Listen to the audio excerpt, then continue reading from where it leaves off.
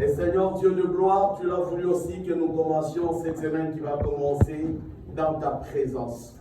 Laisse que cet après-midi encore, Seigneur, que l'on soit visité. Il est écrit dans ma Bible, Seigneur, que dans leur détresse, que tu leur avais envoyé sa parole. Et ta parole leur avait délivré. Que cette parole me délivre. Que cette parole délivre tout un chacun, Seigneur. Que même les auditeurs soient délivrés par cette parole. Que cette parole, Seigneur, fasse du bien à quelqu'un, fasse du bien à cette église. Que cette parole fasse du bien à ta famille au nom de Jésus de Nazareth. Seigneur, permets que cet après-midi, qu'on soit des bons dispensateurs de ta parole. Permets, Seigneur, qu'on ne soit pas, Seigneur, des auditeurs oubliés, Seigneur, qui oublient ta parole. Mais Seigneur, que l'on soit ce matin les gardiens de ta parole. Que nos cœurs soient, Seigneur, des magasins de ta parole, Seigneur. Que nos cœurs soient ouverts cet après-midi, Seigneur. Seigneur, encore de la soif de ta parole à nous. Que les ailes de ta maison nous dévorent, Seigneur, cet après-midi. Mais fais-nous du bien, fais du bien à ces peuples, Seigneur. Seigneur, nous ne jamais s'habituer à ta parole, mais que chaque fois elle vient, Seigneur, permets-la, Seigneur, d'agir librement dans nos vies. Au nom puissant de Jésus. Est-ce qu'on peut dire amen ce matin?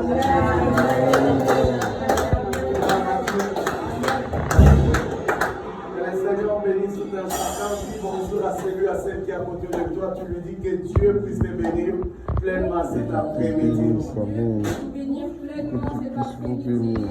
Gloire au Seigneur. Que Dieu bénisse aussi la chorale qui nous a bien fait les prestations. Gloire au Seigneur, gloire au Seigneur, gloire au Seigneur. Gloire au Seigneur, gloire au Seigneur, gloire au Seigneur. Que Dieu bénisse tout un chacun. Si tu es là, c'est que tu es un vainqueur. Que Dieu me bénisse encore serment de Dieu. Que Dieu me bénisse pleinement. Maman dit que Dieu me bénisse. Papa Kofi, que Dieu me bénisse. Maman Rolière, que Dieu me bénisse. Papa José, que Dieu me bénisse. Ancienne Imani, que Dieu me bénisse. Que Dieu bénisse aussi tous les jeunes, toute la jeunesse. Que Dieu bénisse aussi toute l'église. Que Dieu bénisse les pasteurs aussi. Personne n'a dit pasteur aussi dans l'église. Et cela nous retourne aussi infiniment au nom de Jésus de Nazareth. Gloire au Seigneur. Essayons un peu de parler quelque chose. Est-ce que vous êtes venus vous-même écouter la parole de Dieu? Je vous sens froid, je vous sens très lourd.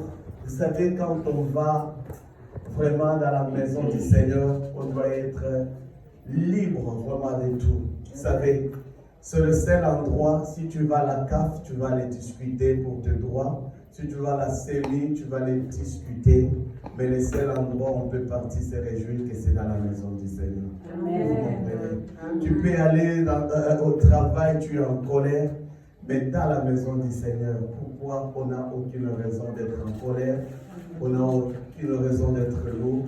Mais c'est le meilleur endroit où David disait, je souhaite une chose, c'est d'aller habiter toute ma vie dans ta présence. Amen. Et David va dire plus loin tard que le sel de ta maison me dévore. Est-ce que réellement, posez-vous un peu ces questions, est-ce que vraiment, moi, la tête que je suis là, est-ce que réellement je suis dévoré par les ailes de la maison du Seigneur? Gloire au Seigneur. Qu'il plaise à Dieu, que Dieu bénisse sa parole. Est-ce que vous avez vos stylos? Nous allons essayer un peu d'enseigner quelque chose cet après-midi.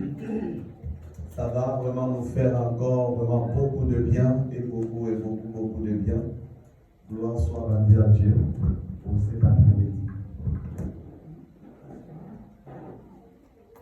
Amen. Amen. On est dans 1 Pierre, c'est quelque chose que vous connaissez. 1 Pierre chapitre 2. On va aller tout doucement. 1 Pierre chapitre 2. Est-ce que vous y êtes? Je vais aller tout doucement, verset par verset. 1 Pierre chapitre 2. C'est juste après le livre de Jacques. 1 Pierre chapitre 2. C'est un livre, ça fait un moment donné, vraiment, l'esprit m'a beaucoup braqué. Vous allez remarquer, même dans le site, ces jours-ci, la plupart des versets que j'envoie, c'est dans 1 Pierre. Est-ce que vous l'avez remarqué ou pas? C'est que ça m'a vraiment beaucoup inspiré. Mais j'aimerais encore par la grâce de Dieu enseigner quelque chose qui est tellement simple, vous connaissez, mais des fois nous ignorons ces choses-là.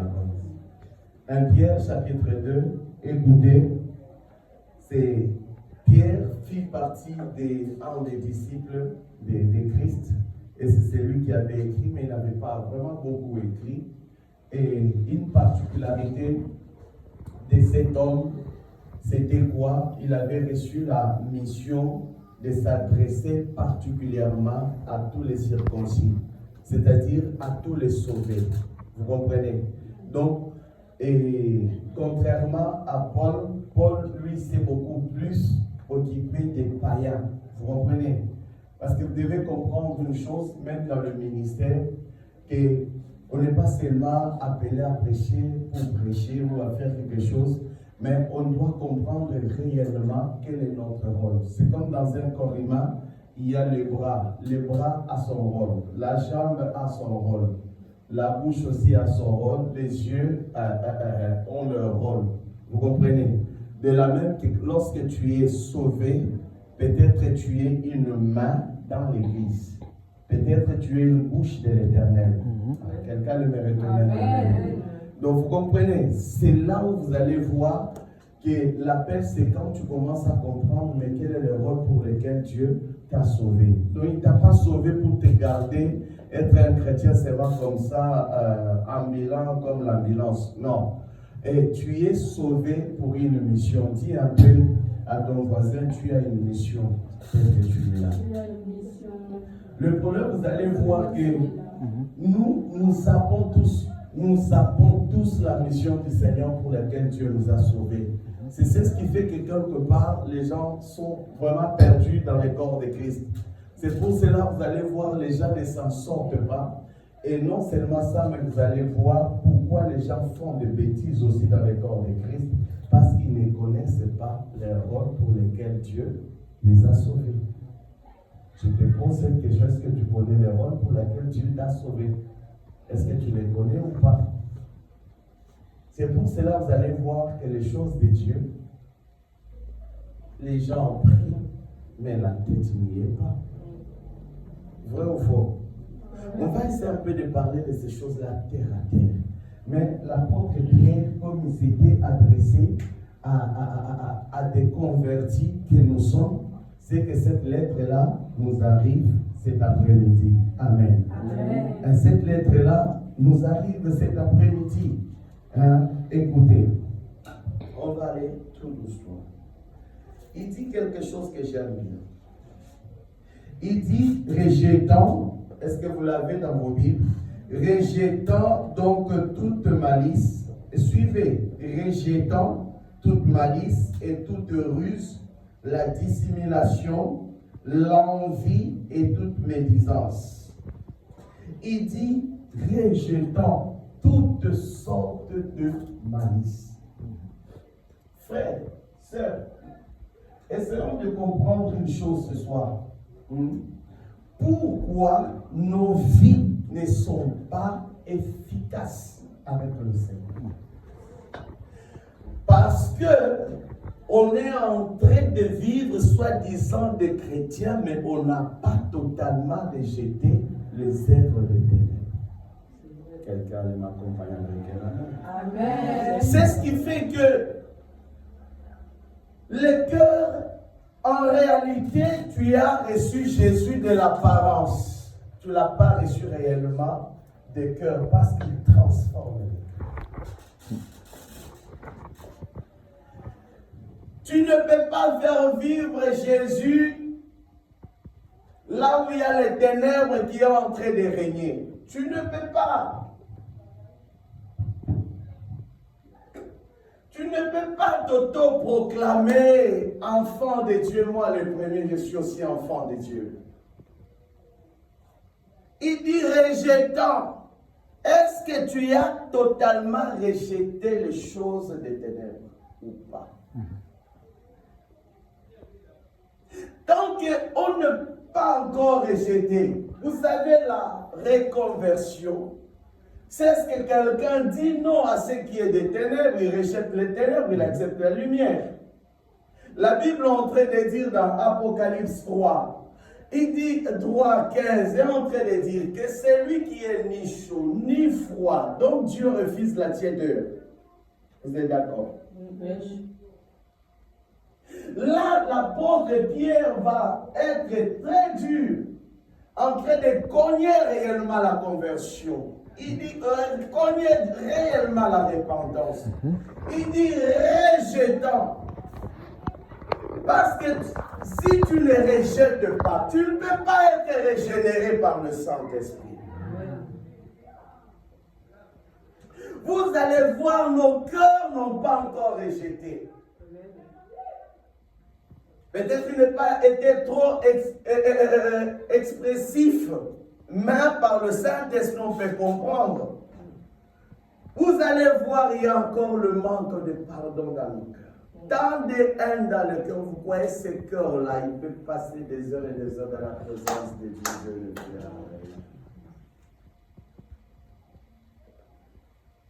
Parce que tu n'as pas encore rejeté. Il y a de ceux-là qui semblent se convertir, mais rejettent partiellement. Tu n'es pas encore sauvé. Paul a tout abandonné. Il a dit, ce qui était pour moi autrefois un gain, aujourd'hui est devenu quoi? Une perte. Aujourd'hui, vous allez voir, les gens sont encore dans la musique mondaine, tranquillement. Ils sont à l'église. Mais quand on met la musique mondaine, ils sortent tranquillement.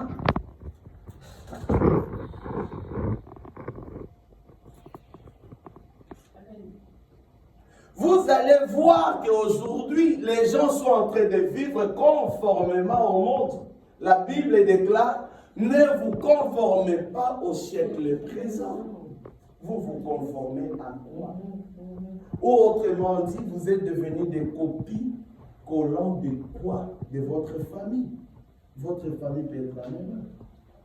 Aujourd'hui, les gens sont plus dans le coup. Même Pierre, vous allez voir quelque part, même prochaine fois, il est en train de parler même, attention de ne pas vivre à de vaines manières de vos parents. Vaines manières. Ça, je vais ouvrir cette parenthèse, c'est trop chaud pour la prochaine fois. Donc, cette conformité-là de ta vie en train de vivre, est-ce que tu l'as copié au ciel ou tu l'as copié sur la terre ou sur la famille? Parce que la colère de tes aïeux ne te quitte pas. Les mêmes habitudes de tes parents ne te quittent pas. Hein? Les mêmes habitudes de votre ethnie ne te quittent pas. Les habitudes de Rwandais ne te quittent pas. Tu n'as pas encore rejeté.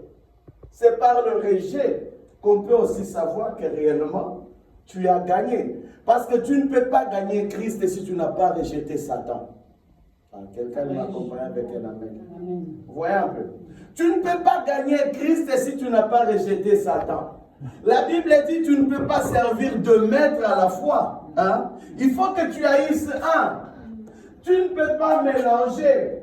Or, les problèmes que nous vivons nécessitent l'intervention de Dieu. Nécessitent que le ciel s'ouvre. Mais si on veut Dieu, c'est qu'il faut rejeter les œuvres du diable, des ténèbres. La même Bible est en train de dire de se dépouiller des œuvres de ténèbres, c'est-à-dire de nous désarmer complètement. Mais on est toujours armés. On ne pardonne pas facilement.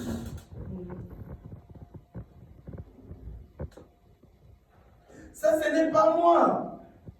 Malice. Donc, quelque part, si on est dans la malice, c'est qu'on est des malins. C'est ça, non?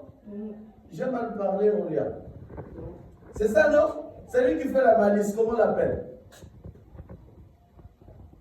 C'est un malin, non? Et c'est qui un malin? Le nouveau diplômé. C'est celui qui a l'intelligence ingénieure là, de faire le mal. Aujourd'hui, il y a des gens qui vivent comme étant des malins dans l'église. Est-ce que réellement tu as déjà rejeté les choses de ce monde? C'est une des raisons qui bloque la vie chrétienne. Vous allez voir, les gens n'avancent pas. Les gens n'avancent pas. On demeure dans les églises, mais on ne sent pas le ciel faire coco sur notre vie. Je peux parler ou vous ne voulez pas que je parle? Tu ne sens pas la main de Dieu, tu n'entends pas la voix de Dieu te parler. Vous voyez, il y a un problème qui doit se poser quelque part. On n'a pas encore rejeté. Le problème est dans le rejet. On est encore malin. Mais la Bible nous dit quoi? Tout est à découvert devant Dieu. Dieu te connaît, Dieu son le cœur et le rein.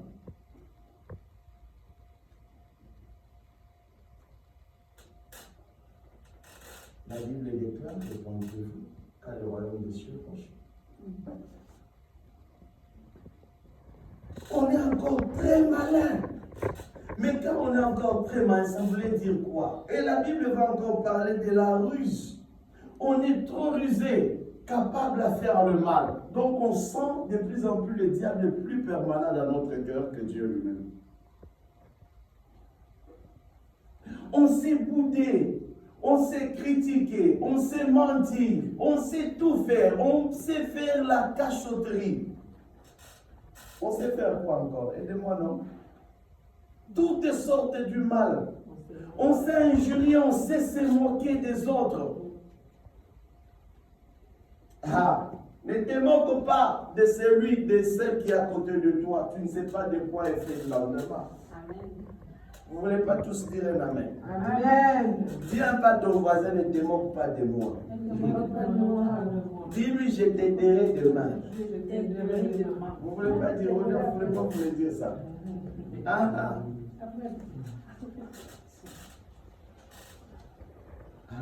Quelqu'un peut aussi dire, moi si je peux dire, ne te moque pas de moi ton pasteur. Demain, je vais t'héberger. Quelqu'un peut aussi dire, pasteur, ne te moque pas aussi de moi. Vous ne voulez pas le dire. Apprenons à nous honorer. Honorer les uns les autres. C'est ce que la Bible le dit. Vous ne voulez pas dire amen aussi? Amen. Rendez-vous demain. Les promesses vont s'accomplir. Moi, je suis dans l'attente de ce qu'il a déjà dit. Amen. Regardez, ce n'est pas moi qui est en train de dire ces choses-là. On parle de la ruse, les enfants de Dieu. Même avant d'arriver, il dit de toute ruse. Combien on est rusé dans l'église. La ruse du diable travaille les enfants de Dieu. Apprenez, mais c'est quoi? C'est la langue de votre village ou comment? Parce que vous savez que lorsqu'on est rempli par le mal, nous ne donnons pas accès à l'Esprit de Dieu de travailler. Vous comprenez? On peut rester longtemps dans la maison du Seigneur, mais sans succès dans les œuvres de Dieu. Même les rêves, tu ne les reçois pas. Que chacun vérifie l'état de son cœur cet après-midi. On va rentrer les yeux. Garde ton cœur. Est-ce qu'on a dit garde bien les pieds? Garde bien les yeux. Garde ton cœur. Parce que si dans ton cœur tu n'as pas encore rejeté les œuvres du ténèbre. Regardez cette servante dans Actes des Apôtres. À l'Éphèse, elle avait l'esprit de Python. Ok? Mais dans le commentaire, elle travaillait pour une entreprise. Ok?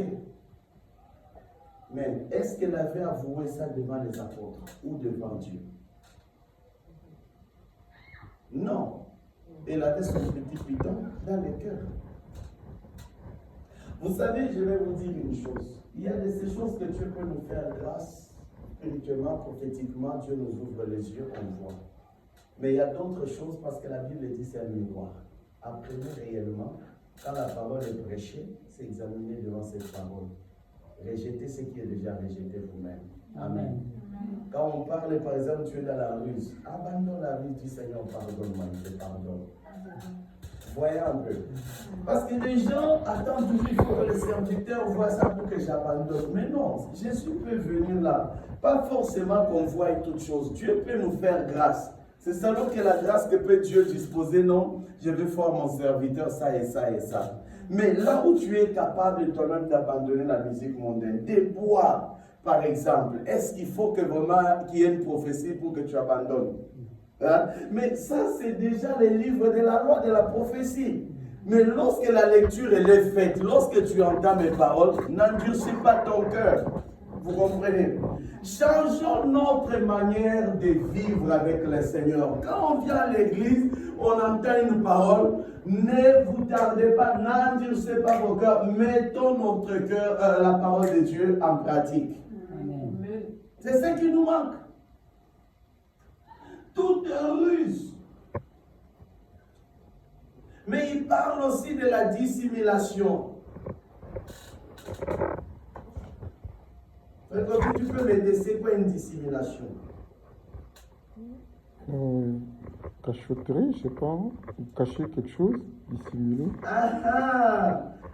Action de cacher ses pensées, ses intentions réelles.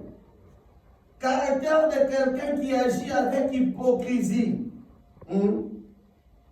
Je vais poser une question. Quelle est réellement ton intention, tes intentions, mes intentions, lorsque nous venons dans la présence de Dieu? Pourquoi tu viens à l'église? Où il y a une dissimulation, il y a une cachotterie. Tu viens faire quoi? Pose un bateau. Tu viens faire quoi? Avec ta maman, là, ça va chauffer aujourd'hui. Hein?